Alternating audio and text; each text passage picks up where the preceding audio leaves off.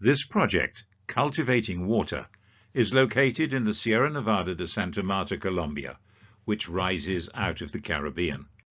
Specifically, it's in the lower part of this UNESCO Biosphere Reserve in the Gaira River Valley, inhabited by the indigenous Kogi people.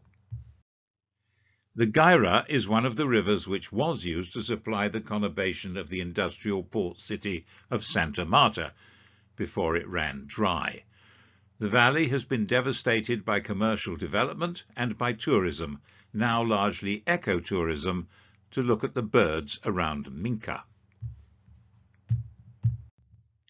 Minca's Kogi are now integrated into the tourist and paramilitary economy. But in other less accessible valleys, the Kogi people continue their traditional life and their work, taking care of nature from the heart of the world. This is an Eswama, a word that means hotspot, place of knowledge, and governance of nature over a large area. In their understanding, the whole massif is a fabric of interconnecting threads that link the entire life of the Sierra, its geography, its flora, its fauna, and its people. The project is based in the Jaguar de Carrizal Forest Reserve of the FEBB, the Fundación Estación Biológica Bachaqueros. The reserve is composed of dry forests and areas of forest felled for cattle grazing.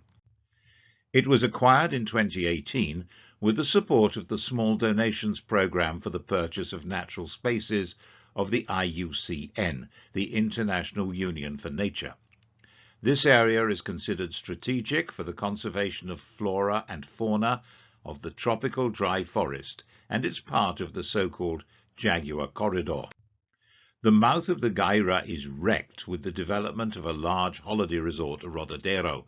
The Kogi consider this a sacred site. That has been swept aside. The site is called Hate Matuna, Father Matuna, at the mouth of a creek, and it was protected by a large rock. That has been dynamited for construction, to the utter dismay of the Kogi. They have a lot to say about it. Science is silent. The Kogi insist that repair work must include the whole river valley. There has been significant exploitation of the dry forest further upriver, and the reserve was established to perform ecological restoration work here. At this spot, a great father tree, the word for which is a kasugi, had been felled by the previous owner. It was associated as Kasugi A with a spring, and once it was felled, the spring disappeared. You're looking at the land's memory of the Talados spring. The reserve fully protects the microbasin in Carrizal, which is located in the high dry forest sector.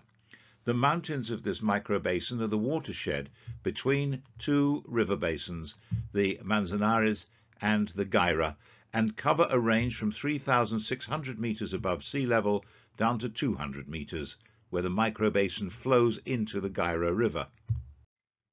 Just 10 years ago, the middle basin of the Gaira was the birthplace of about 30 springs, but today there are only 3 permanent watercourses left. 500,000 people in Santa Marta now have no water or sewage systems, and the trees are dying in the streets. The project director, Bibiana Salamanca, is a biologist from the Pontificia Universidad de Javeriana, where she specializes in ecosystem restoration. She holds a master's in agroecology from the International University of Andalusia. The rest of the FEBB team include 2 biologists with relevant specialisms, 2 anthropologists, a linguist and conservationist with emphasis on pedagogy, who's also a specialist in peace building and action without damage, and there's also a specialist in public administration.